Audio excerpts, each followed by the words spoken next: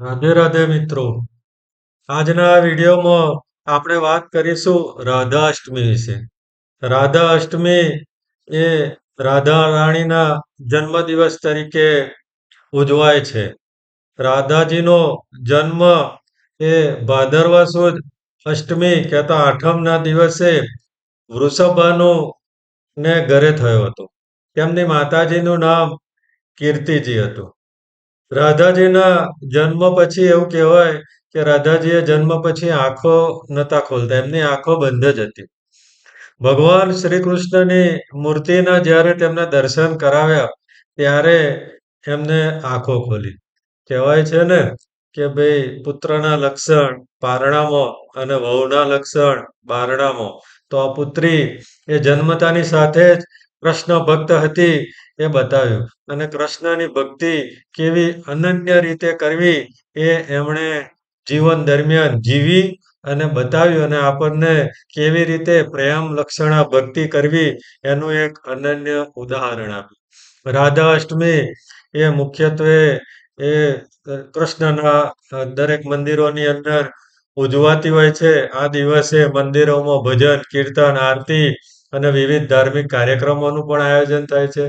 સાથે સાથે એ વખત વિવિધ ડેકોરેટિવ ઝાંખીઓ પણ બનાવવામાં આવે છે.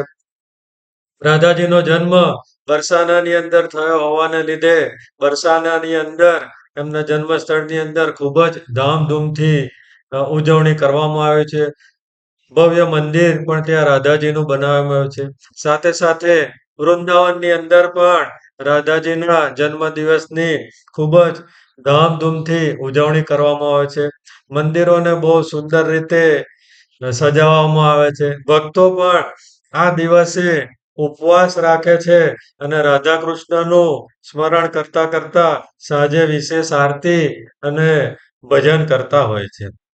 તો રાધાજીના જન્મદિવસ રાજાષ્ટમીની મુખ્યત્વે ઉજવણી મથુરા, બરસાના, વ્રજભૂમિ જેવા મંદિરોમાં ધામધૂમથી થતી હોય છે. હજારો ભક્તો તેમની જન્મદિવસની ઉજવણીમાં આવતા હોય છે. રાધાજીની ભક્તિ એ નિસ્વાર્થ પ્રેમનું પ્રતીક છે. તેઓ આપણને શીખવે છે કે ભાઈ સાચી ભક્તિ શું છે. સાચી ભક્તિ એ સ્વાર્થ નથી, ફક્ત સમર્પણ છે. જ્યારે શ્રી કૃષ્ણજી ગોકુળ છોડી મથુરા જઈ રહ્યા હતા તો તે વખતે પણ રાધાજીએ પ્રેમથી તેમને જવા દીધા.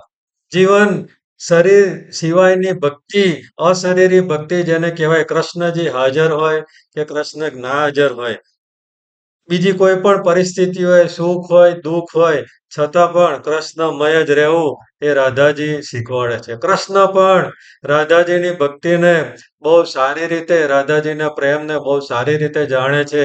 કહેવાય છે કે ભાઈ કૃષ્ણએ જે બાંસળી વગાડતા હતા, વાંસુરી વગાડતા હતા, એ જેવા રાધાજીને છોડી અને ગોકુળ છોડી અને મથુરામાં આવ્યા ત્યારથી કૃષ્ણએ એ વાંસળી વગાડવાનું બંધ કરી દીધું. એક કથા એવી પણ છે કે ભાઈ રાધાજીને પાછળ જ્યારે મહાભારતનું યુદ્ધ પત્યું ત્યારે કૃષ્ણજીએ તેમને પોતાના મહેલની અંદર બોલાવ્યા. પણ રાધાજીને મહેલનો વૈભવ ના ફાવે. એ પ્રકૃતિ પ્રેમ એમનું જીવન દર્શાવે છે. પ્રકૃતિની અંદર રહેલા, ગાયોની વચ્ચે રહેલા, પ્રકૃતિની અંદર રહેલા, તો એ મહેલનો ભૌતિક સુખ સાધનાનો ત્યાગ કરી અને એમણે ત્યાં આગળ મહેલ છોડી અને જંગલની અંદર પાછલું જીવન એ વ્યતીત કરવા માટેનો નિર્ણય લીધો. અને કહેવાય છે કે ભાઈ રાધાજીના અંત સમયે ભગવાન એમની સાથે સદેહે રાસ રમવા માટે આવ્યા.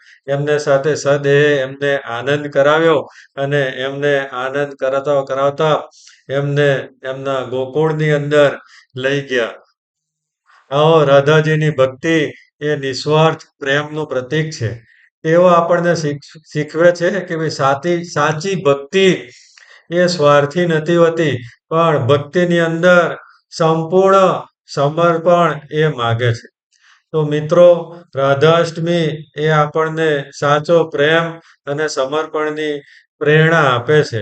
જો આજનો વિડીયો તમને ગમ્યો હોય તો લાઈક કરજો, શેર કરજો અને આવા આધ્યાત્મિક વિડીયો જોવા માટે ચેનલને સબસ્ક્રાઈબ કરવાનું ભૂલશો નહીં.